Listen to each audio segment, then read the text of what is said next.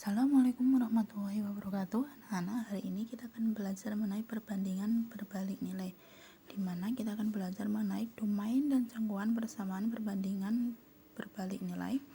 Yang kedua, mengenai konstanta perbandingan berbalik nilai. Perbandingan berbalik nilai ini sering kita jumpai dalam kehidupan sehari-hari. Perhatikan masalah dalam slide berikutnya. Permasalahan yang pertama, jika waktu yang dibutuhkan untuk Ana membaca 300 kata adalah 1 menit, untuk membaca satu buku cerita membutuhkan waktu 4 jam. Ana mempunyai kecepatan membaca 400 kata per menit. Berapa waktu yang dibutuhkan Ana untuk membaca buku cerita yang sama? Permasalahan yang kedua, sebuah mobil yang dikendarai Pak Andi melintasi jalan tol mampu menempuh jarak tertentu selama 9 jam dengan kecepatan rata-rata 90 km per jam.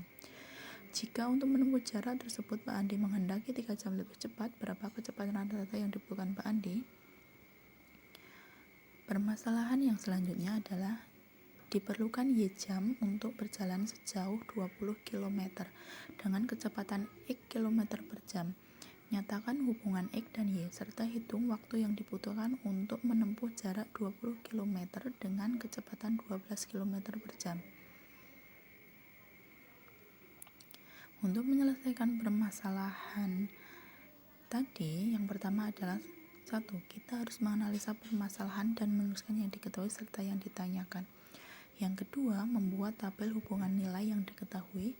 Yang ketiga, membuat persamaan yang ditanyakan.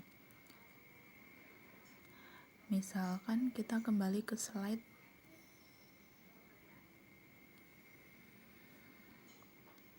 ini. Caranya seperti apa? Untuk yang pertama, yang diketahui adalah Y jam. Y jam itu berarti waktu berjalan itu jarak 20 km dan kecepatannya adalah X jam. Kita buat dalam tabel ada X, ada Y, di mana X itu adalah kecepatannya, berarti kecepatannya ini adalah 12, misalkan yang ditanya 12, dan waktunya berapa untuk menempuh jarak 20. Kita mulai dulu, jangan dari 12-nya. Misalkan kita mulai dari angka yang terkecil pertama dulu. Jadi X-nya ini adalah kecepatan, Y adalah waktunya. Jadi misalkan kecepatannya 1 untuk menempuh jarak 20, maka 20 Y-nya waktunya. Jika Y-nya X-nya 2, maka Y-nya jadi 10. Seperti itu. Jadi Y-nya itu adalah dalam jam, X-nya kecepatannya. Perlu dilihat untuk X semakin bertambah, maka misalkan di sini 4, maka sini 5. Nah, dari angka ini bisa kita tarik kesimpulan untuk X-nya yang bertambah, maka Y-nya berkurang. Nah, ini namanya perbandingan berbalik. Kenapa? Karena untuk satu unsur yang satu X-nya itu bertambah, sedangkan unsur Y-nya berkurang, tidak sama. Maka dinamakan perbandingan berbalik.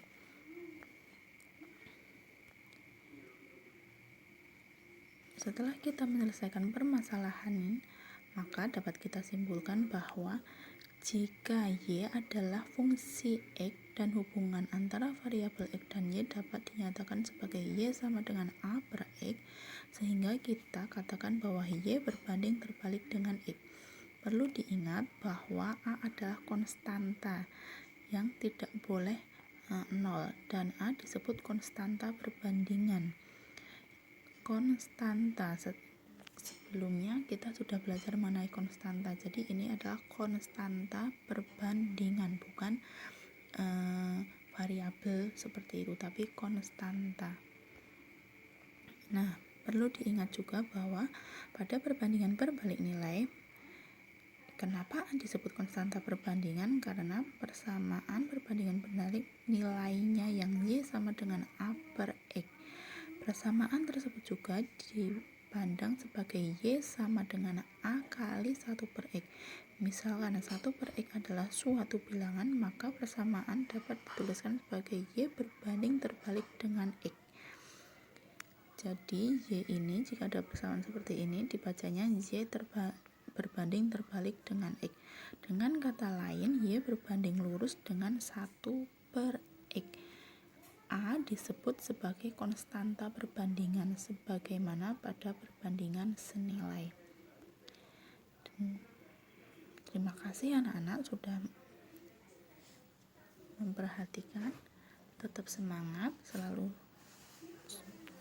semangat, jaga protokol kesehatan, jangan lupa untuk tetap belajar.